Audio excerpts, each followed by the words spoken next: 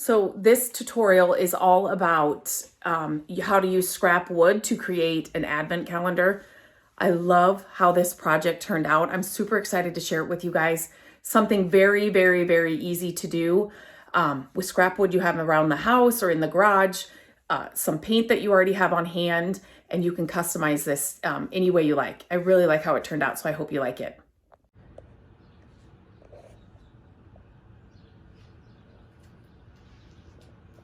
Okay, we are starting to work on some Christmas projects, and I was browsing the internet and I found an advent calendar that I thought was so cute, but it was so expensive. It's a Pottery Barn one. I don't think it's even available anymore, but I knew we could replicate it. So this video, I'm going to show you how we're doing this. So first of all, we started off with, we have this long board, and I'm just eyeballing how big I think I want this to be. And so Matt will make a straight line, right? Yes, I will use my square. Okay, and I thought, yeah, right here along this line. So we just have to cut this board down to the size that I think is going to be good. He did say you obviously cut longer. In case I change my mind, I can always make it shorter, but we have to put different things on this board, you know, for the 25 days of Christmas countdown. And so I think, but yet I don't want it too massive because you have to think about where you're going to put it. And so if you're going to make one of these, maybe measure where you're going to put it on. If you're going to hang it on a wall, put it on a mantle, wherever you're going to put it, know that measurement. And then that will help you decide how big you want yours to be. And then you can go from there. So he's just using his, is that the small circular saw? Yeah. Small circular saw to cut that.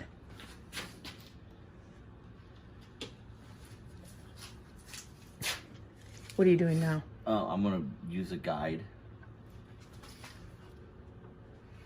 Do you guys see this? The pencil holder. It's one of his favorite things. They're so inexpensive. It just clips onto his shirt, and then he always has that pencil near him because just like me, when I'm wrapping gifts, I lose the scissors and the tape all the time. He would lose his pencil all the time. So I will link to that in the description of this video. Makes a great Christmas gift or stocking stuffer. Another thing we use all the time, before I recorded this video, we were working on another project. Clamps. Small ones, big ones, we use them all the time for different projects. So you created this guide to make sure it's straight. Yeah, if it was a board that wasn't going to show, I probably wouldn't have done the clamp, and I would have just put it right on the line. When he says show, he means like a decorative piece. Like it's going to be out.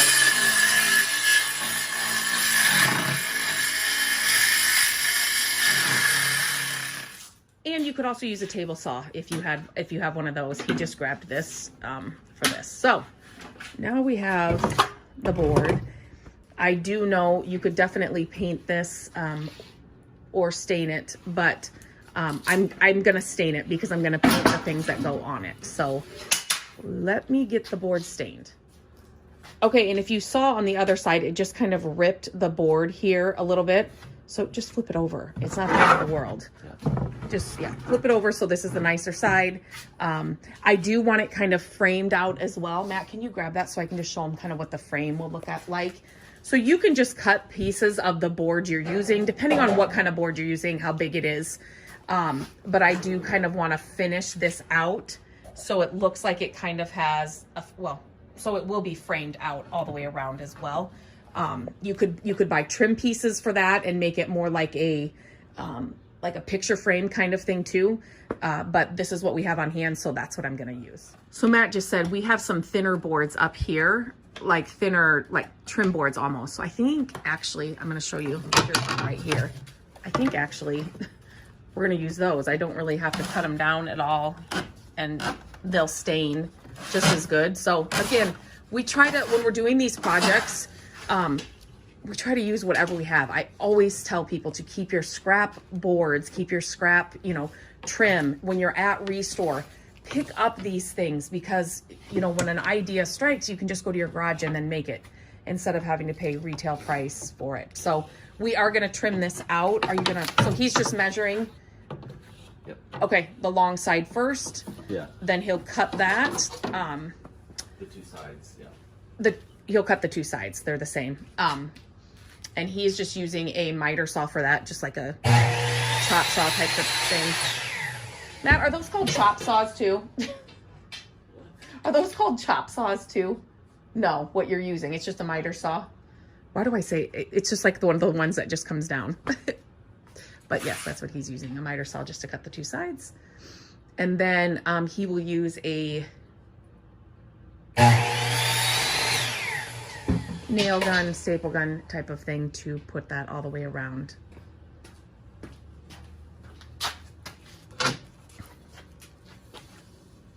Oops. Now he's just measuring the top and bottom.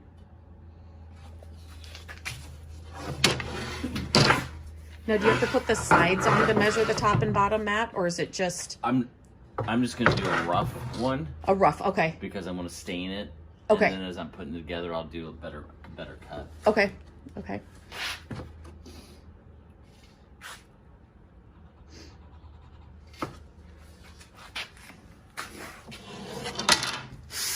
Okay, anytime you're gonna stain something like a raw piece of wood like this, always sand it first. You just want it to have a smooth surface. You know, it's not like you have to do it for hours and hours. You just want to make sure your surface is smooth.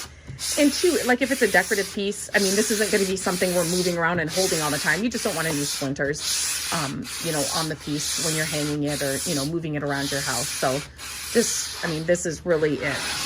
He's going to be covering the edges with trim, but again, just a rough sand just to kind of smooth out all the edges and the board itself. It's just a good thing to do. And then I'm coming down here to pick out a stain. I love the Dixie Belle gel stain. You can hear the washer and dryer on behind me, but the Dixie Belle gel stain, I love this stuff. So I think I'm gonna choose the walnut color, and then I will show you the applicator, the pad I like to use to apply it.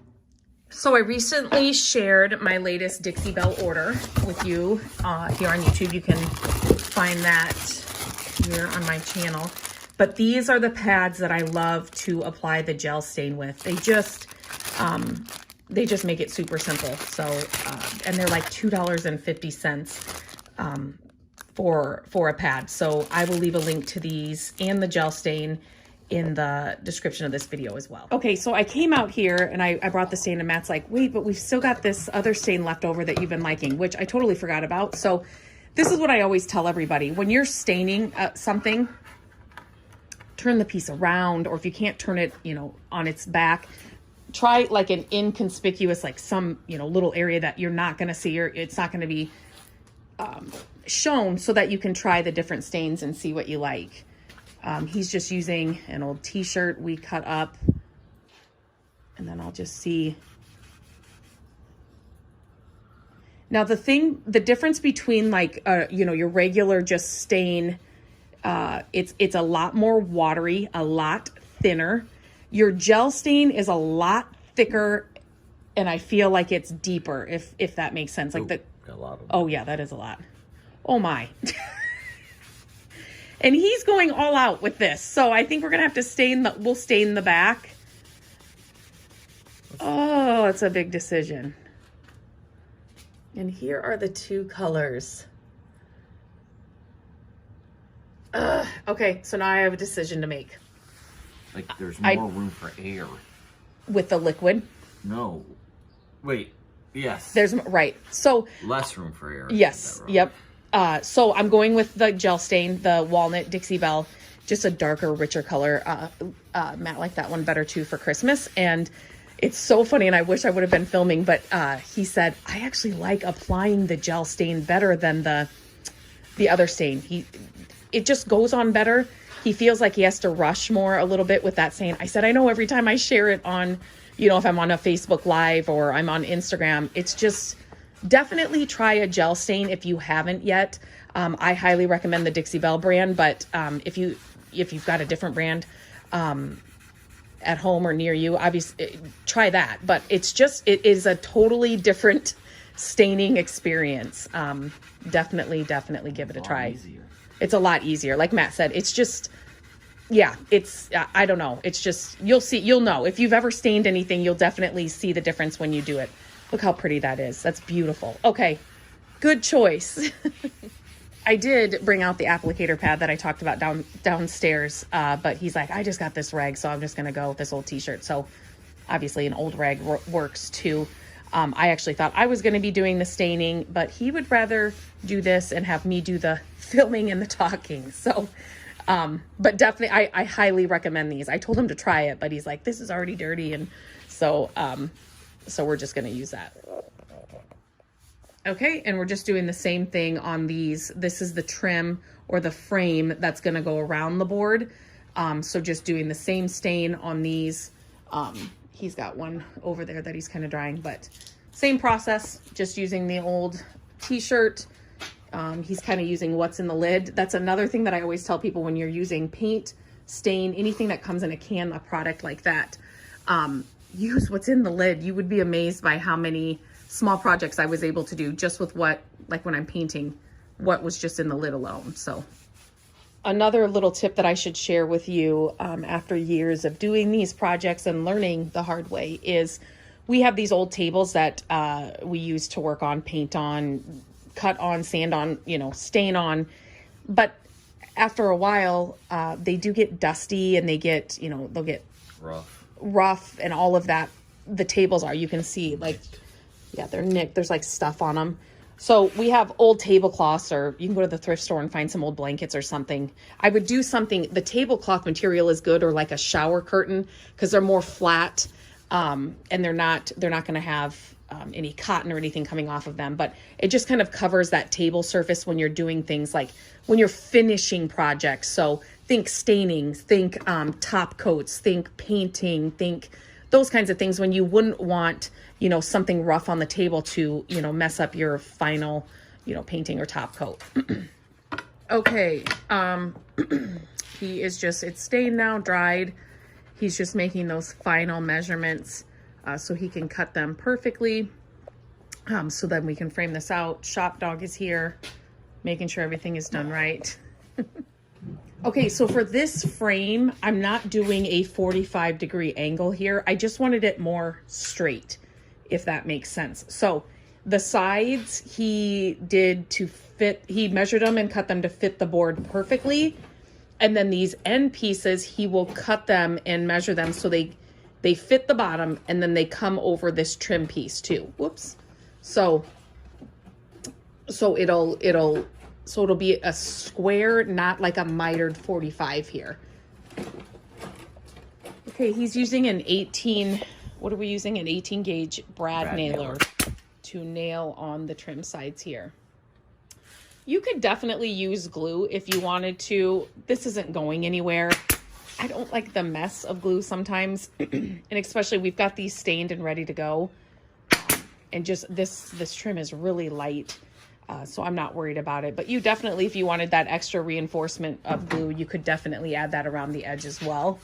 But like I said, sometimes I don't like the mess, or to have it, you know, even if it's a clear glue, you can sometimes see it. And so just the brad nailer will be just fine for this thin piece of wood. Okay, I'm hoping you can hear me over his saw. So basically now what you're going to do is you're going to take scrap boards again. This is pieces of this board that we had, so that we cut off. So we just are making them smaller.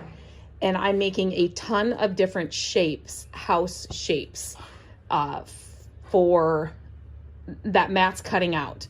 And you need 25 different house shapes. And then you're going to paint them however you want to. Again, you can check out the inspiration where I found this idea.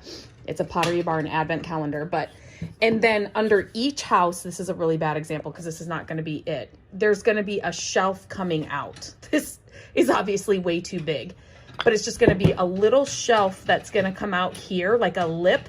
And then you can set little gifts and things in front of there for the advent calendar.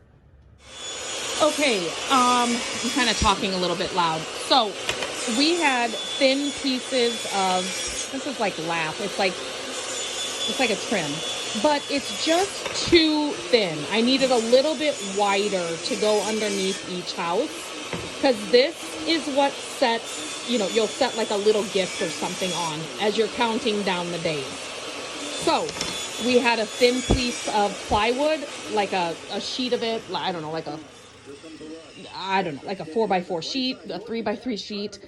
And so we're doing the same, it's the same thickness, because I didn't want it too thick underneath here, but yet just making them a little bit wider. They will be stained the color, the dark walnut. And then it gives me a little bit more of a lip to set the gift. And so they will be cut to size under each house. And then, yeah, that's kind of how it's coming along. So I kind of have a mess here. I'm working on a few different projects, but I wanted to kind of share, this is the color scheme I'm going for on the houses for the advent calendar. I used drop cloth from Dixie Belle Paint. I also used Spanish moss from Dixie Belle Paint. And, oh, just what I need to spill all that. And then I also used, where's the other? Oh, dried sage from Dixie Belle Paint. And then in the craft paints, I used this English ivy green, and that is this color. I love olive green. It's like one of my favorites. And then I also used this campground green, and then I used just a plain black. So that's, so far, I'm hoping that I love this when I put it on the board, but those are the colors I'm using for the houses. And here the project is all done. So these are just little gifts that you can put on the ledges. You could do, you know, gift cards. You could do, you know, you could just do like different activities, like a hot cocoa night or a Christmas movie night. It doesn't have to cost anything. I use paint color stains that I had on hand. This was all made out of scrap wood. I kind of just went with a green, different hues of green, and then some creams and black, you know, throughout the advent calendar. You could definitely add numbers to the houses or next to the houses. You can make them as decorative, you know, paint little doors and windows and all the things. I thought it would be cute too. You could add little cup hooks next to the houses, and then get little canvas bags that you could hang next to each house and put little gifts in there as well.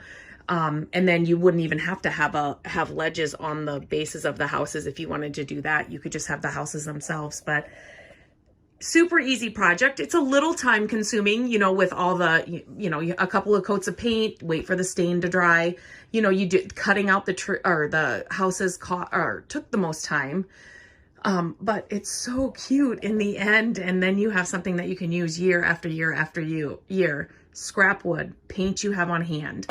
And then a little bit of time, and you've got an amazing little advent calendar to use for years to come. I'm going to put all the links for everything that I used inside my blog post that I will link to this video, so you can check out all the colors and everything I used here. I will have in there, and then the full written description and tutorial about this project. But I'm excited about this one. It was fairly easy, fairly simple, a little time consuming, but I think it turned out really, really great.